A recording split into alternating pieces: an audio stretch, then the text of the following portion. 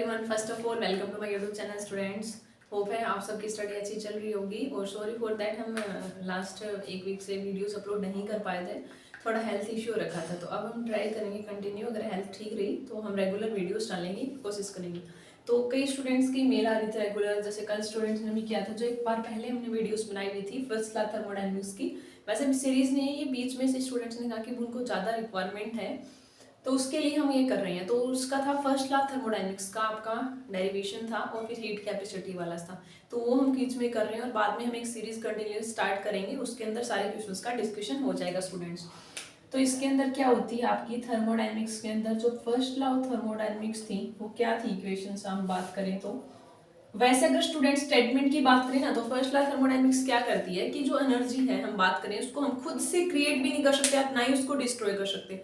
जो total energy होती है ना सिस्टम में वो क्या रहती है, कांस्टेंट रहती है। आपको जैसे हम मैटर में पढ़ते थे ना फर्स्ट 11th में भी कि मैटर का नाइदर भी क्रिएटेड नॉर भी डिस्ट्रॉय, पूरे सिस्टम में कांस्टेंट रहता है। जैसे हम क्लास 10th में आप बैलेंसिंग देखते थे केमिकल रिएक्शन, तो क्या करते थे आप, रिएक्टेंट साइड और प्रोडक्ट साइड सारे एटम जितने भी मॉलिक्यूल एटम यूज हो रहे हैं वो बराबर रखते थे। तो वही थिंग्स है स्टूडेंट्स यहाँ पे भी। तो फर्स्ट लॉ थर्मोडायनेमिक्स के अकॉर्डिंग जो हम क्यू की निकालते हैं यहाँ पे, जैसे डी क्यू, जो क्यू है अमाउंट ऑफ हीट, किसके इक्वल था, इंटरनल एनर्जी प्लस में वर्क डन। अगर मान लो आपको डी यू की वैल्यू निकालनी है तो क्या हो जाएगी, डी क्यू माइनस में डी डब्ल्यू हो जाएगी।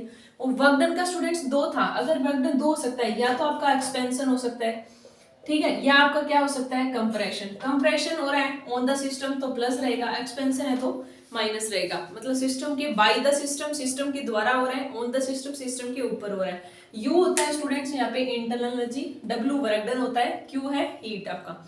इसके ऊपर आपके न्यूमेरिकल्स भी आ सकते हैं, आपको दे देगा कि वर्क एक्सपेंशन है, कंप्रेशन है, उसके अकॉर्डिंग साइन चेंज हो जाएगा। अब बाद में स्टूडेंट्स, जैसे दो स्टूडेंट्स ने पूछा भी था आपके पास, एक टर्म पूछी थी उन्होंने हीट कैपेसिटीज का। तो हीट कैपेसिटी पूछी थी कांस्टेंट प्रेशर वॉल्यूम पे क्या रहेंगे मैम। तो सबसे पहले अगर हम बात करें स्टूडेंट्स, तो जो हीट कैपेसिटी होती है उसको हम डिनोट करते हैं वैसे सी से, और ये होती है आपके पास d q by d t. ठीक है, ये होती है स्टूडेंट्स आपकी हीट कैपेसिटी। हीट कैपेसिटी का मीनिंग क्या होता है आपके पास, कितनी आपको हीट की जरूरत पड़ेगी। मान लो सी है ना, वो डी क्यू इक्वल कब हो सकता है, आपको बराबर करना है इनको जब टेम्परेचर क्या हो 1 हो जाए। तो हम we can define that the amount of heat energy required to raise the temperature 1 degree Celsius. जब आप इस टेम्परेचर को आपको 1 डिग्री सेल्सियस तक राइज करके ले जाना है तो आपको कितनी हीट की जरूरत पड़ेगी, उसको क्या बोलते हैं, हीट कैपेसिटी। ओके स्टूडेंट्स, अब ये जो हीट कैपेसिटी होती है ना, ये 2 टाइप्स की होती है। एक होती है स्पेसिफिक, जिसको हम हीट कैपेसिटी बोलते हैं, आपके पास सीपी होती है, और एक होती है स्टूडेंट सीवी।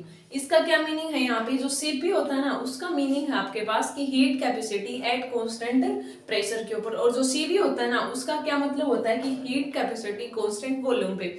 अब जब हम निकालते हैं डेरिवेशन तो जो सीपी है वो इक्वल आती है students D h by d t के, और जो सीवी की बात करें तो किसकी इक्वल आती है आपकी, d u by d t के। That means heat capacity constant pressure पे किसकी इक्वल आई, एंथैल्पी के आती है। और जो सीवी की बात करें वो क्या आती है, इंटरनल एनर्जी के। अगर आपसे बोले कि हमें ड्राइव करके बताओ तो हम कैसे निकालेंगे, तो वो आप देखिए 2 नंबर में आपसे डेरिवेशन करवा सकता है हीट कैपेसिटी। पहले हम देखते हैं आपके पास इंटरनल एनर्जी V वाला वॉल्यूम कांस्टेंट पे, फिर हम देखते हैं प्रेशर कांस्टेंट वाला। तो कैसे करोगे, तो लिख लीजिए students, according to first law of thermodynamics. First law of thermodynamics के अकॉर्डिंग क्या होता है आपके पास, d q equal to d u plus में डी डब्ल्यू, आपने सीखा था। अब स्टूडेंट्स हमने देखा था हीट कैपेसिटी जनरल क्या होती थी, डी क्यू बाई में डी टी। अब इक्वेशन इसको फर्स्ट मान लीजिए और यहाँ पे पुट कर दीजिए डी क्यू बाई में डी टी। तो डी क्यू की वैल्यू क्या है आपके पास, डी यू प्लस में डी डब्ल्यू की जगह आप क्या लिख सकते हो, पीडीवी। वर्क डन किसके इक्वल था, पीडीवी के इक्वल था। बाई पे हम डीटी करें तो एक बार इसके नीचे डीटी आ जाएगा और यहाँ पे भी डीटी आ जाएगा, डीवी बाई डीटी। अब अगर हम स्टूडेंट्स बात करें, हम पढ़ रहे हैं कि heat capacity constant volume. Constant volume का क्या मतलब है, यहाँ पे जो चेंज इन वॉल्यूम है वो क्या होगा, 0। डीवी कैसे निकालते थे आप, V2 माइनस V1। मतलब यहाँ मान लो कि V1 मैंने कह दिया 5 है, V2 भी 5 है, तो चेंज निकालोगे कितना आएगा, 0 आएगा। तो दैट मीन्स डीवी क्या आपका 0 है। अगर हम अब सोल्व करें तो ये तो टर्म 0 होगी, 0 की किसी के साथ मल्टीप्लाई करोगे तो 0 ही आएगी। तो आगे हम करें heat capacity constant volume equal to किसके आएगी, d u by d t के। तो यही होती है स्टूडेंट्स, अगर हम हीट कैपेसिटी कांस्टेंट वॉल्यूम की बात करें तो किसको इक्वल आएगा, change in internal energy by time D u by d t के। अगर हम बात करें हीट कैपेसिटी कांस्टेंट प्रेशर की तो किसको लाएगा। अब देखो अगर आपसे प्रेशर का पूछते हैं तो इतने आपको सेम रखना है। अब इसके लिए आपको इक्वेशन यूज करना है एंथैल्पी वाला। एच किसके इक्वल होता है आपका U प्लस में पीवी, हमने सीखा था एच यू प्लस पीवी होता है। अगर आप इसका डिफरेंशिएशन ले लो टेम्परेचर के रिस्पेक्ट में तो क्या आएगा DH बाई में dt आएगा इक्वल टू DU बाई में dt आएगा। प्लस में अगर हम यहाँ बात करें एक बार डिफरेंशिएशन, फर्स्ट डिफरेंशिएशन जब दो चीजें होती है तो कैसे करते हो आप, फर्स्ट एच डी सेकेंड का differentiation plus second h d first का डिफरेंशिएशन। तो कैसे करोगे डी बाई डी टी को d u by d t plus में पी, यहाँ आप लिखोगे d v by d t plus में v h d d p by d t, ऐसे लिखोगे आप। अगर हम बात करें कांस्टेंट प्रेशर की, दैट मींस यहाँ पे अगर कांस्टेंट प्रेशर मतलब डीपी वाली टर्म तो क्या होगी आपकी जीरो होगी, प्रेशर में चेंज आएगा, वॉल्यूम वाली भी क्या। अब आप देखिए ये आपके पास जीरो आ चुकी है क्योंकि चेंज इन प्रेशर जीरो है, तो ओनली स्टेटमेंट क्या बची ये वाली। अब कंपेयर कीजिए स्टूडेंट्स इक्वेशन फर्स्ट और सेकंड को। देखिए सी ये किसके को देख रहे थे हम, जो आपके पास है ना d u by d t same p d v by d t, यहाँ किसके इक्वल आ गया d h by d t के। वहां से अगर बात करें तो सीपी किसके इक्वल निकलाई आपकी D h by d T. तो यही रिलेशन होता है स्टूडेंट्स, 2 मार्क्स में आपसे ड्राइव करवा सकते हैं। सीपी बात करें तो होती है change in enthalpy by temperature वाला, और अगर वहां बात करें डिफरेंशिएशन हम किसके रिस्पेक्ट में, और वहां बात करें सीवी वाले में तो d u by d t. Relation अगर आपसे पूछते तो वो होता है आपका CP minus CV equal to में एनआर।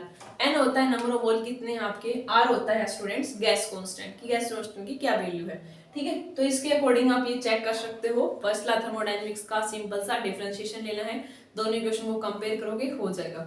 और बाद में जैसे स्टूडेंट्स बोल रहे थे कई 12th की कि मैम पीवाई की प्रैक्टिस करवाई जाए, तो उनको भी हम करवाएंगे साथ में एसरेशन रीजन और केस स्टडी उनकी भी प्रैक्टिस करवाएंगे अगर ज्यादा स्टूडेंट्स होंगे तो, और हमें टाइम मिलेगा तो। ठीक है स्टूडेंट्स, तब तक पढ़ते रहिए, कोई प्रॉब्लम रहती है तो कमेंट कीजिए, हम ट्राई करेंगे आपका प्रॉब्लम का सॉल्यूशन करने का। Thank you students and happy learning.